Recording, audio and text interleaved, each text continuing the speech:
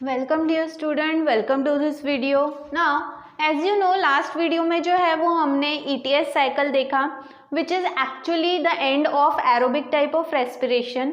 Now आज जो है वो हम इस वीडियो के थ्रू देखने वाले हैं सिग्निफिकेंस ऑफ ETS साइकिल। ठीक है, what is the importance of ETS cycle and then after we will be seeing about energetics. Energetics आपको कहीं ना कहीं ये अंदाज़ा लगा रहा है, बता रहा है कि कहाँ कहाँ पे किस टाइप के एनर्जी मॉलिक्यूल्स तैयार हुए हैं और टोटली कितना एनर्जी जो है आउटपुट निकलता है थ्रू एरोबिक रेस्पिरेशन। तो सबसे पहले ETS साइकिल। ETS साइकिल जो है that is electron transport system, basically meant for the conversion of NADH2 and FADH2 into ATP molecule which is the usable type of energy molecule, या फिर हम बोल सकते हैं कि it can be stored. Store करने वाला जो टाइप है या यूज करने वाला जो टाइप है एनर्जी का वो है ETS साइकिल। ठीक है, सॉरी ATP मॉलिक्यूल, और वो ETS साइकिल के थ्रू बनाया जाता है। अब देखो, अगर हम देखेंगे पूरा एरोबिक टाइप ऑफ रेस्पिरेशन तो उसके रिजल्ट के तौर पे जो है वो 38 ATP मॉलिक्यूल्स तैयार होते हैं और 38 ATP मॉलिक्यूल्स में से 34 ATP मॉलिक्यूल्स जो हैं that is made through the process of ETS cycle. मतलब 38 में से 34 ATP मॉलिक्यूल जो है वो ETS साइकिल के द्वारा कन्वर्ट किए जाते हैं इनटू ATP फॉर्म। क्योंकि अगर अब इससे आपको इसका महत्व समझ में आएगा, इंपॉर्टेंस समझ में आएगा कि अगर ETS साइकिल नहीं होगा तो 34 ATP मॉलिक्यूल्स तैयार नहीं होंगे। दैट मीन्स बहुत सारा लॉस हो जाएगा सेल का और आपको आपकी बॉडी जो है वो एनर्जी गेन नहीं कर पाएगी। ठीक है, तो ये पहला और बहुत ही इम्पॉर्टेंट सिग्निफिकेंस है। दूसरा, regeneration of NAD and FAD for recycling. जो भी प्रोसेस है इस प्रोसेस के दौरान NADH2 is getting converted into, देखो H प्लस या जो भी H2 मॉलिक्यूल्स है plus NAD to form NADH2। ठीक है, ये पूरा प्रोसेस के दौरान। लेकिन जब ETS साइकिल होता है तो again it is converted into NAD plus H2। मतलब ये NAD same happens with FAD। ठीक है, H2 plus FAD forms FADH2 during Krebs cycle. ठीक है, वापस से ये ब्रेक होता है इन ETS cycle FAD plus H2। मतलब ये NAD और FAD को वापस से जो है वो उनके उस फॉर्म में ला दिया जाए कि ताकि वापस से ये इस प्रोसेस में क्या हो सके, रीयूज हो सके। ठीक है, मतलब जो साइकिल है NADH2 फॉर्मेशन का, उसके ब्रेक का, फिर फॉर्मेशन, फिर ब्रेक, ये रीसाइक्लिंग जो है वो बार बार हो सके, इसीलिए ETS साइकिल जो है उन्हें वापस उसके रॉ मटेरियल में कन्वर्ट कर देता है। ठीक है, देन इसके बाद में प्रोवाइड्स वाटर मॉलिक्यूल। मैंने ETS साइकिल एक्सप्लेन करते वक्त भी आपको बताया था कि पूरे प्रोसेस के दौरान सबसे आखिर में ऑक्सीजन ऐड होने की वजह से वाटर मॉलिक्यूल तैयार होता है और वो वाटर मॉलिक्यूल जो है वो क्रेब्स साइकिल में यूज होता है। Right from the first step, जब ऑक्जेलो एसिटिक एसिड जो है वो एसिटिल कोएंजाइम A के साथ में कंबाइन होते हैं टू फॉर्म साइट्रिक एसिड, वहाँ पे वाटर यूज होता है। साइट्रिक एसिड से जो है वो सिस एकोनिटेट फॉर्म होता है, आइसोसाइट्रेट फॉर्म होता है, सिस एकोनिटेट फॉर्म होता है। हर जगह पे कहीं पे वाटर मॉलिक्यूल बाहर जा रहा है, कहीं पे वाटर मॉलिक्यूल ऐड हो रहा है। तो वो जो वाटर मॉलिक्यूल आ रहा है वो वाटर मॉलिक्यूल एक्चुअली आता कहाँ से है, that comes from the process of ETS cycle. ठीक है, तो जो भी मेटाबॉलिक वाटर मॉलिक्यूल है वो कहाँ से आ रहा है, ETS साइकिल से आ रहा है। That is the third significance of ETS cycle. इसके बाद में सबसे लास्ट, सबसे इंपॉर्टेंट, एनर्जी मॉलिक्यूल रिलीज तो हो रहे हैं, NADH2 is getting converted into ATP, FADH2 is also getting converted into ATP, लेकिन स्टेप वाइज धीरे धीरे हो रहा है। ये एकदम से सारे के सारे NADH2 ATP में या सारे के सारे FADH2 ATP में ऐसा नहीं हो रहा। पहले देखो ग्लाइकोलिसिस होता है, ग्लाइकोलिसिस में NADH2 फॉर्म होता है, FADH2 फॉर्म नहीं होता, तब ETS साइकिल होगा, उसे कन्वर्ट करेगा ATP में। फिर ब्रेकडाउन ऑफ पायरुवेट होता है, तब सिर्फ NADH2 फॉर्म होता है, तब ETS साइकिल कैरी आउट होगा टू फॉर्म ATP। फिर उसके और ATP भी जब फॉर्म हो रहा है तो पहले एक हो रहा है, फिर बाद में दूसरा हो रहा है, फिर बाद में तीसरा हो रहा है ना। तो जब NAD जो है वो FMN को दे रहा है तब पहला हो रहा है, फिर साइटोक्रोम C1 जो है वो साइटोक्रोम C को दे रहा है तब हो रहा है, साइटोक्रोम A जो है वो A3 को दे रहा है। मतलब हर बार जो एनर्जी मॉलिक्यूल रिलीज हो रहा है वो धीरे धीरे हो रहा है, स्टेप वाइज हो रहा है।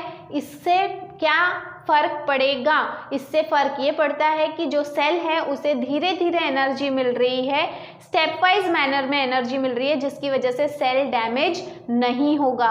To avoid the damage of the cell, the energy release during the process of ETS cycle is in step wise manner, which is very important significance. क्योंकि अगर आपका सेल डैमेज होगा तो आपकी बॉडी डैमेज होगी, ऑर्गन डैमेज होगा, तो ऐसा ना हो इसीलिए ये इस पूरी प्रोसेस में जो एनर्जी रिलीज होती है वो धीरे धीरे स्टेप वाइज मैनर में होती है, और यही ETS साइकिल का सबसे आखिरी सिग्निफिकेंस है। तो इस तरह से ये 4 इंपॉर्टेंट सिग्निफिकेंस हैं ETS साइकिल के, और ये 4 जो सिग्निफिकेंस है ये कहीं ना कहीं ETS साइकिल को एक बहुत ही महत्वपूर्ण और इम्पॉर्टेंट प्रोसेस बना देता है। ठीक है, इसके बाद में will move towards the energetics. Energetics में कुछ नहीं है, सिर्फ लेखा जोखा है कि कौन से स्टेप में कितनी एनर्जी मॉलिक्यूल तैयार हुए। ठीक है, सबसे पहले हमें पता है कि जो भी एरोबिक टाइप ऑफ रेस्पिरेशन है उसमें पूरी प्रोसेस 3 स्टेप में कैरी आउट होती है। पहला है ग्लाइकोलिसिस, दूसरा ब्रेकडाउन ऑफ पायरुवेट, तीसरा है क्रेब्स साइकिल। ठीक है, ETS साइकिल जैसे मैंने बताया it is the part and parcel of तीनों स्टेप का ये पार्ट है। ठीक है ना, ग्लाइकोलिसिस में अगर आप देखोगे एक्चुअली वहां पर 4 ATP फॉर्म होते हैं। ठीक है, लेकिन 4 में से 2 ATP प्रिपरेटरी फेज में, आपने देखा होगा जो भी ग्लूकोज का ब्रेकडाउन है वो 2 स्टेप में होता है, या उसको 2 फेजेस में डिवाइड किया है। एक है प्रिपरेटरी फेज और दूसरा है ऑक्सीडेटिव फेज या पे ऑफ फेज। तो प्रिपरेटरी फेज में 2 ATP यूज होते हैं, वहीं 2 ATP फॉर्म होते हैं किसमें, मतलब एक्चुअली 4 ATP फॉर्म हो रहे हैं, लेकिन उसमें से 2 जो हैं वो प्रिपरेटरी फेज में यूज हो रहे हैं, पे ऑफ फेज में जो है वो 4 ATP फॉर्म होते हैं, लेकिन 4 में से 2 हर बार यूज हो रहे हैं। ठीक है, क्योंकि ये साइकिल जो है वो कंटिन्यूस रेगुलर बेसिस पे चल रहा है, इसलिए फॉर्म होना यूज होना, फॉर्म होना यूज होना। तो अगर हम देखें तो ग्लाइकोलिसिस में अगर हम उसका एस्टिमेट निकालें तो सिर्फ 2 ही ATP मॉलिक्यूल फॉर्म होते हैं। ठीक है, क्योंकि 4 are form but 2 are reused. Then इसके बाद में NADH2 मॉलिक्यूल अगर आप देखोगे तो यहाँ पर 2 NADH2 मॉलिक्यूल्स फॉर्म होते हैं। ठीक है, लेकिन हमें इसे मल्टीप्लाई करना है 3 से। क्यों? क्योंकि हम इन सबको किस फॉर्म में ला रहे हैं, ATP के फॉर्म में कन्वर्ट कर रहे हैं। जैसे आप लोग जो है वो मैथ्स का या फिजिक्स का कोई फॉर्मूला जो न्यूमेरिकल सॉल्व करते हो, तो उसमें अगर आपको जो भी गिवन डाटा दिया रहता है उसमें अगर एक डाटा जो है वो सेंटीमीटर में है और अगर एक मीटर में है, तो आपको दोनों जो डाटा है वो एक ही यूनिट में, एक ही जो भी मेजरिंग यूनिट है उसमें कन्वर्ट करते हो आप। या तो उसको सेंटीमीटर में कन्वर्ट करोगे या तो मीटर में कन्वर्ट करोगे, दोनों का यूनिट सेम होना चाहिए। उसी तरह से यहाँ पे जो है वो सभी को किस मॉलिक्यूल के फॉर्म में ला रहे हैं, ATP के फॉर्म में। तो इसीलिए 3 क्यों? क्योंकि 1 NADH2 break down to form 3 ATP molecule, that is why. और फॉर्म कितने होते हैं? 2, तो 2 मल्टीप्लाई बाय 3 बिकम्स 6।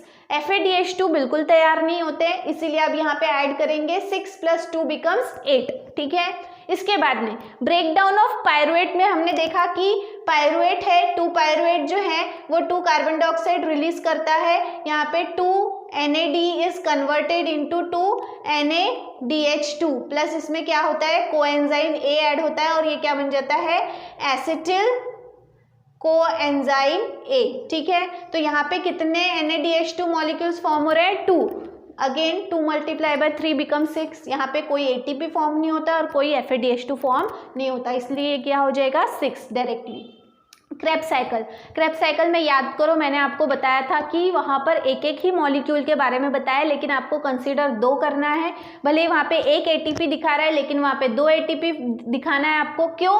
क्योंकि जो साइकिल आपके बुक में बनाया है that is considering only 1 molecule of pyruvic acid, लेकिन एक्चुअली में एक नहीं 2 मॉलिक्यूल फॉर्म होते हैं। ठीक है, इसलिए हमको हर एक को मल्टीप्लाई करना है किससे, 2 से। तो 1 multiply by 2 becomes 2।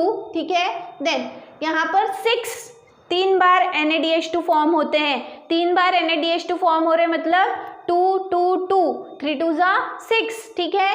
Then 6 multiply by 3 क्यों कर रहे हैं, क्योंकि 1 NaDH2 is equal to 3 ATP, 1 NaDH2 is equal to 3 ATP, ठीक है। तो 6 NaDH2 का कितना, तो आप लोग क्रॉस मल्टीप्लाई करते हो ना, इसको अगर हम x कंसिडर करेंगे तो क्या होगा, x is equal to 6 multiply by 3 divided by 1, ठीक है। वो तो ये हो गया 6 3 जा कितना हो गया 18। अब FADH2 जो है वो एक ही बार फॉर्म होता है, एक बार फॉर्म हो रहा है, लेकिन 1 FADH2 break down to form 2 ATP molecule, इसीलिए हम उससे किससे मल्टीप्लाई करेंगे, 2 मल्टीप्लाई बाय 2 बिकम्स 4, ठीक है। तो अब यहाँ पे आपको ऐड करना है किसे, 2 प्लस 18 बिकम्स 20 प्लस 4 24, ठीक है। टोटल जो यहाँ पर इसका लेखा जोखा है वो कितना हो रहा है, 8 प्लस 6 कितना हो गया 14, 14 प्लस 24 बिकम्स 38। इस तरह से एनर्जेटिक्स कहीं ना कहीं आपको ये बता रहा है कि how many number of ATP molecules are form during the process of aerobic type of respiration, वो है 38 मॉलिक्यूल्स। और 38 में से वाकई ये वाला जो पॉइंट है उसे आप देखोगे तो सिर्फ 4 ATP मॉलिक्यूल नेचुरली फॉर्म होते हैं, बाकी के जो हैं वो 34 मॉलिक्यूल, क्योंकि अगर आप 38 में से 4 माइनस करोगे कितना हो गया 34 ATP मॉलिक्यूल जो है वो किसके थ्रू फॉर्म हो रहा है, ETS साइकिल के थ्रू फॉर्म हो रहा है। सो इस तरह से आज के इस वीडियो में जो है वो हमने देखा what is the significance, what is the importance of ETS cycle, and also we have seen how many total number of ATP molecules are gained because of the process of aerobic respiration, ठीक है। तो इस तरह से आज के video में इतना ही, बाकी का जो है वो हम देखने वाले हैं हमारे नेक्स्ट वीडियो में। Till then thank you very much.